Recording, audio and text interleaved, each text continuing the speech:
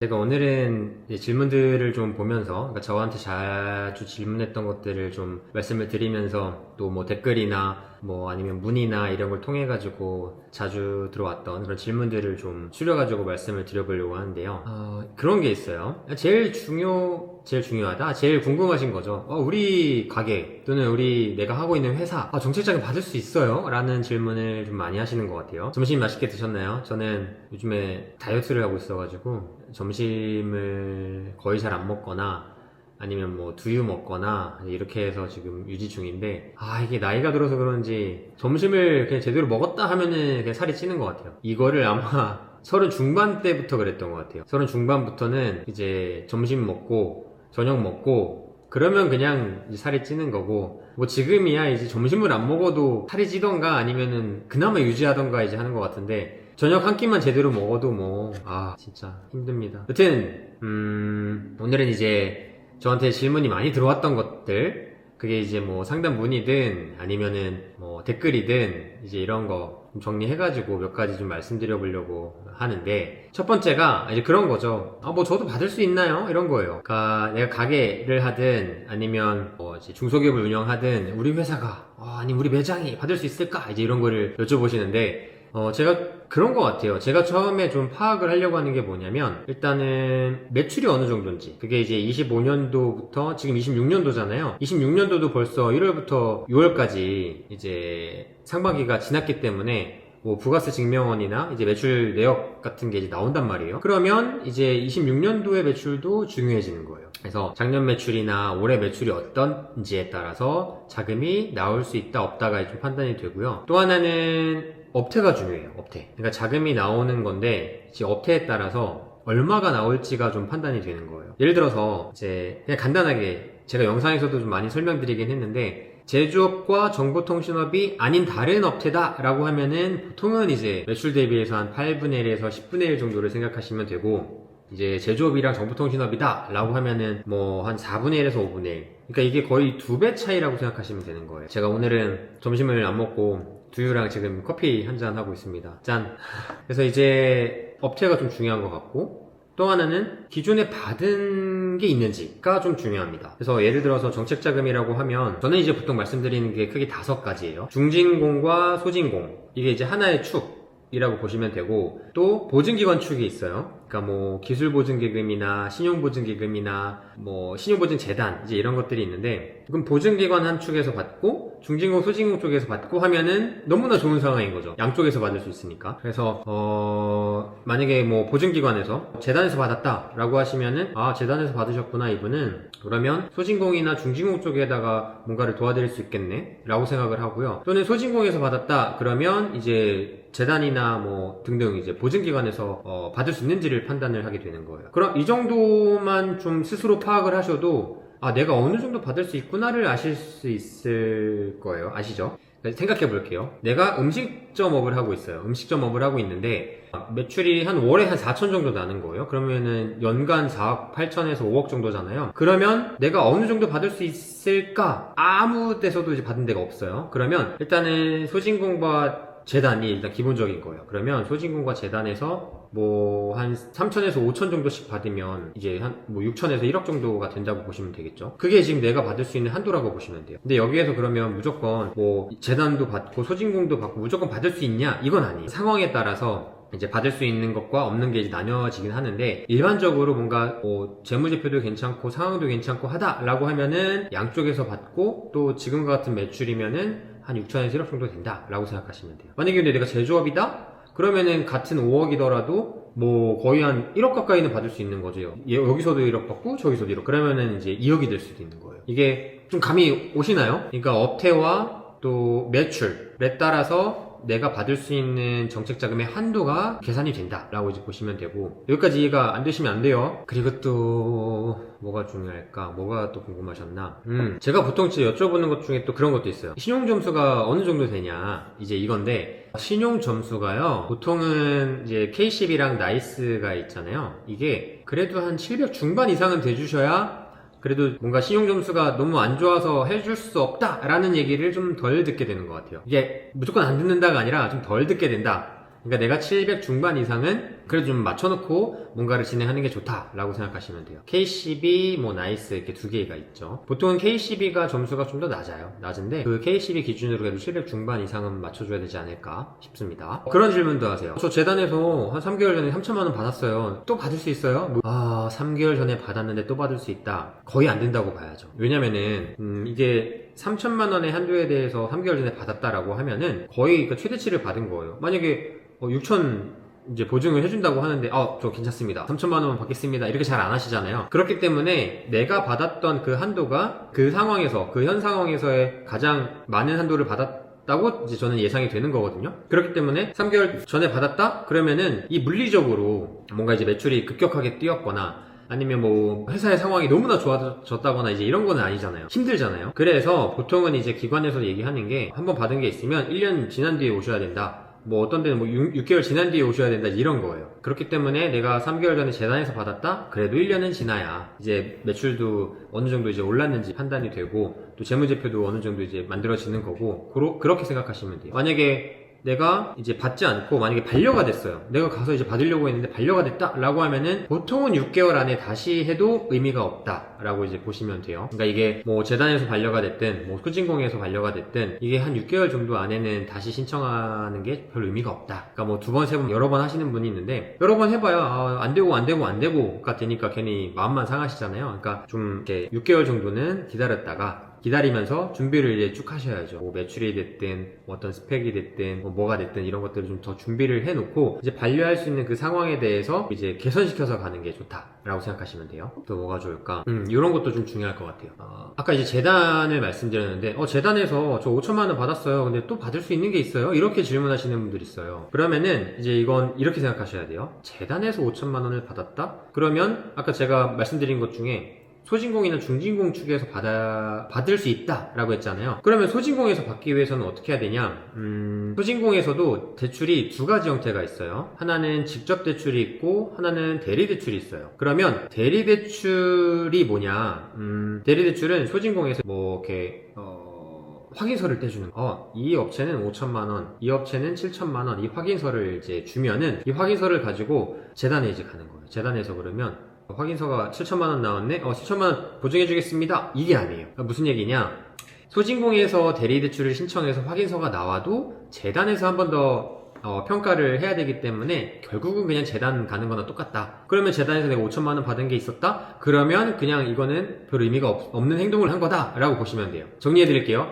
그러니까 재단에서 있는데 소진공의 대리대출을 내가 뭔가 진행할 거야 라고 하면은 이거는 뭘 해봐야 의미가 없다. 왜냐면 어차피 재단에서 보증 평가를 해야 되고 다시 이제 뭐 받을 수 있는지 없는지를 판단하기 때문에 그래요. 근데 이미 받은 게 있는데 또 주지 않겠죠. 근데 그럼 여기서 받을 수 있는 게 뭐냐? 소진공에서 받을 수 있는 거 직접 대출이 나왔죠. 근데 이 직접 대출을 우리가 사이트에 들어가 보면은 뭐 민간투자 연계자금도 있고 혁신성장자금도 있고 신용취약도 있고 뭐 제도전 특별자금도 있고 이제 여러 가지가 쭉 있는데 일반적으로는 뭔가 상황이 안 되는 그런 자금들이 많은 거예요. 그래서 민간투자자금은 어딘가 투자사에서 투자를 받아야 우리가 소진공에서 자금을 받는 거잖아요. 그러니까 이게 쉽지가 않은 거죠. 또 제도전 특별자금도 내가 뭐 이제 어떤 뭐 이렇게 신용상의 문제가 있었거나 뭐 이제 재창업을 했거나 뭐 이런 어떤 사안들이 또 있어야 돼요. 그러니까 그런 것도 있고 또 하나는 혁신성장자금. 보통은 혁신성장자금으로 많이 하게 되는데 뭐 이제 간단하게 설명을 드리면 내가 매년 10% 이상씩 매출이 상승했냐 이런 것도 좀 중요할 것 같고 아니면은 그 스마트 기술이라고 해서 인건비를 줄이기 위해서 내가 자동화 기기나 설비나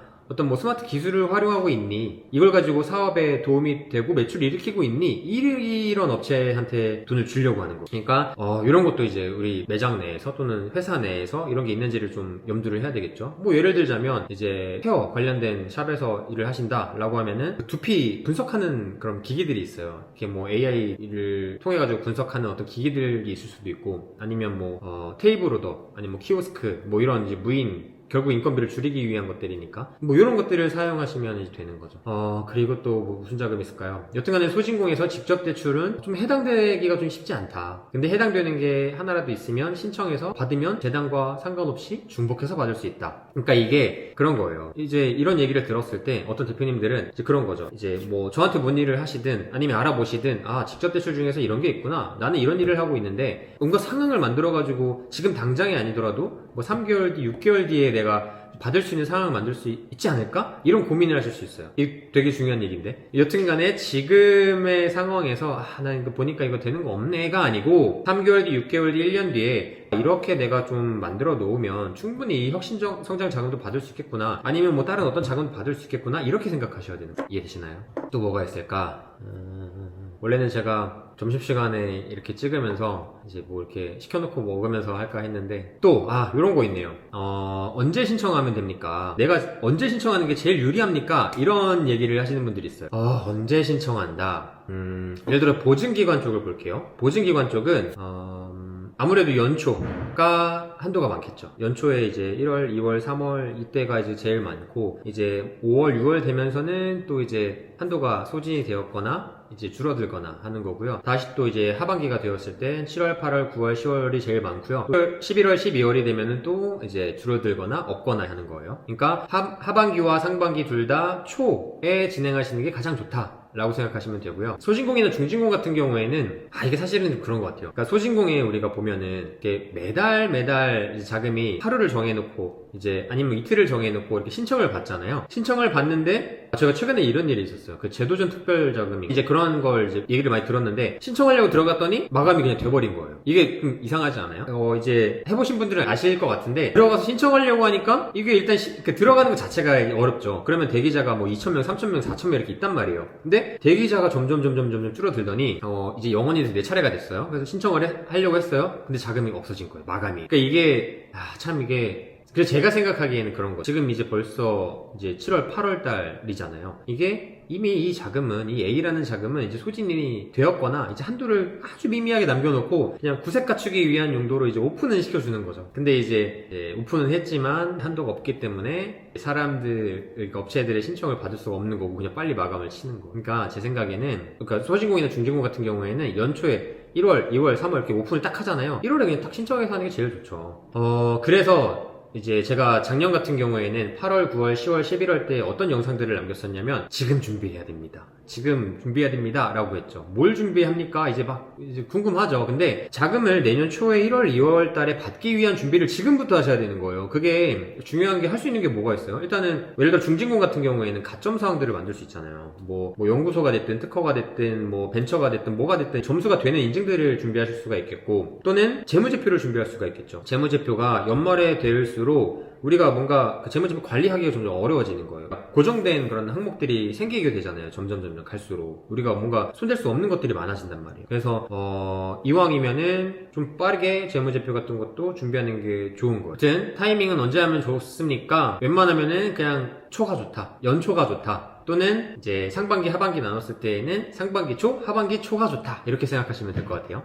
갑자기 또 생각난 건데, 그런 것도 많이 물으세요. 아니 요즘에 무슨 지원 사업도 많고 이렇게 소상공인도 많이 도와준다고 하고 하는데 뭐 받을 수 있어요? 왜 저는 받을 수 있는 게 없어요? 막 이렇게 얘기하시거든요. 근데 이게 좀 그렇습니다. 뭔가 이렇게 내역들이 막 많은 것 같고 하는데, 그게 제가 보기에는 결국 그 광고에 많이 노출이 돼서 그러신 것 같아요. 그게 유튜버가 됐든 이제 인스타가 됐든 뭐가 됐든 노출이 되었기 때문에 지원 사업이 많은 것 같다고 느끼시는 거지, 이게 실제로는 많은 게 아닌 거죠. 그러니까 예를 들어서 보증 형태의 자금이다, 또는 무상지원금이다 라고 하면은 이게 매번 이렇게 많을 수가 없어요. 그리고 이제 지원 사업이 있다 하더라도 나랑 좀 해당이 없는 경우가 좀 많은 거예요. 그러니까 이제 무상지원 같은 경우에도 연초에 그런 굵직굵직한 1억 한도짜리들이 좀 많이 나오는 편이고, 근데 그것도 그럼 내가 음식점 하는데, 또는 일반 도매업, 소매업 하는데, 아니면 뭐 전자상거래 하는데 그럼 신청하면 받을 수 있는 거냐? 이게 아니란 말이에요. 그러니까 결국은 정부에서 미는 어떤 혁신성장 분야라든지, 뭐 예를 들어 반도체, AI, 뭐 빅데이터 뭐 이런 것들, 그러니까 아니 뭐 로봇, 그러니까 이게 일반 소상공인이나 중소기업에서 이렇게 매칭시켜가지고 하기가 어렵잖아요. 그러니까 제가 보기에는 그냥 이제 지원 사업이나 어떤 정책 자금이나 그냥 이렇게 생각하시면 돼요. 일단 무상지원금이나 바우처는 그냥 루틴하게 내가 상황이 되는 거에 맞춰가지고 지원 사업의 목적이 뭔지 파악하고 넣을 수 있네? 그럼 이제 사업계획서 같은 거 잘 준비해서 이렇게 넣으시면 되는 거고, 정책 자금, 그러니까 보증 형태의 자금은 거의 그냥 정해져 있어요. 아까 말씀드린 것처럼 그 두 가지 축 말씀드렸잖아요. 물론 이제 다른 이제 다른 것들이 있기는 한데 그냥 큰 축은 그래요. 보증기관이냐 소진공, 중진공이냐인데, 이 양쪽에서 이제 받은 게 있다, 매출 대비해서 아까 제가 말씀드린 그 한도대로 어느 정도 받은 것 같다 라고 하면은 더 받기는 이제 힘든 거죠. 이제 이런 상황에서 더 받고 싶다 라고 하면 이제 회사를 좀 더 매력적으로 만들 필요가 있는 거예요. 그거는 그 뒷단의 일이니까 이제 해당되시는 분들은 이제 따로 문의를 주시면 되고, 여튼간에 아니 왜 우리는 이제 지원 사업이 많다고 하는데, 정책 자금이 많다고 하는데 왜 못 받냐 라고 하면은 뭔가 정해져 있구나, 그냥 이렇게 생각하시면 돼요. 또 뭐가 좋을까요? 또 궁금한 거 또 뭐 없으세요? 하나 더 또 말씀드릴게요. 이제 광고를 제가 보니까 우리 저 도소매업인데도